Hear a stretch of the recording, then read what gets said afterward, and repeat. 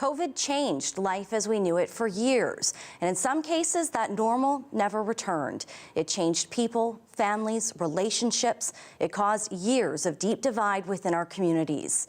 Mennonite Church Manitoba is a community of 40 congregations with more than 6,000 members. Michael Paul is the executive minister and joins me now. Thanks for being here, Michael. Glad to be here. So, Michael, what really stands out for you when you look back on the pandemic and how it impacted your community?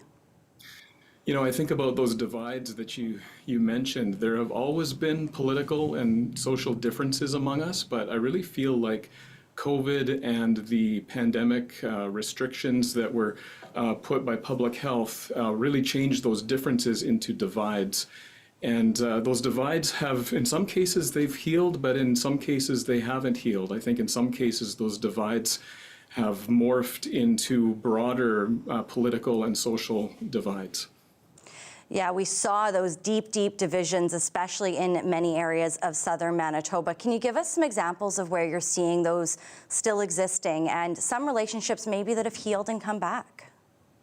Sure. Well, down in Winkler, that area, I think that's where we probably have seen the most significant divides related to those differences over COVID protocols.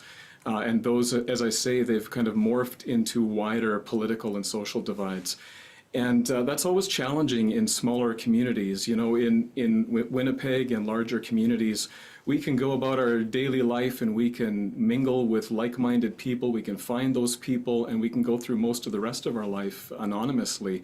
But when you're in a smaller community, you can't do that because every aspect of your life, your work, your business, your church, your family, it's all intertwined. And everybody knows everybody, and everybody knows everybody's views on things. And so when you've got those divides in smaller communities like that, it really is challenging. So I'd say that has been the most significant challenge for some of our folks, some of our congregations is in that particular area. How have you helped people and families in those relationships mend and heal? How have we gotten better and gotten through to the other side? Well, in cases where we have gotten through to the other side, I think in our congregations, our pastors have done a great job of walking with people and trying to bring people together. One of the things that we all have to do, not just in our particular congregations, but as a society, is we've got to relearn compassion. We've got to go back to empathy, being able to put ourselves in other people's shoes. That's a skill that kind of got lost or frayed a little bit, at least during those intense COVID times, and it's something that we need to recover. And that means in part being able to show compassion not just to people who are like us, but people who are different from us, people who think differently.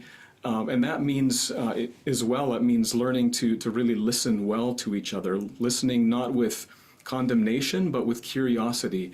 That's something that I think when I see the places where there's been healing that's happened, it's been because we have leaned into compassion and empathy and we have learned how to listen well, even still holding firmly to our principles on certain things, but still listening with that curiosity, I think is really, really important. I love what you said about the compassion because, you know, we really saw that rise of misinformation and it fueled a lot of tensions around here. We've seen that trend really spread into many other areas. So where are you starting to see maybe those impacts creeping back right now? Well, yeah, you know, I think the political climate that we're in right now, things that we are hearing south of the border, it feels like there's almost two different silos that people are getting their information from, their news information from. And, you know, we need to find ways to break through those silos, to really listen well to each other. And to find broader ways of hearing about the world around us as well. That's easier said than done, especially for folks who have been really siloed in a particular way.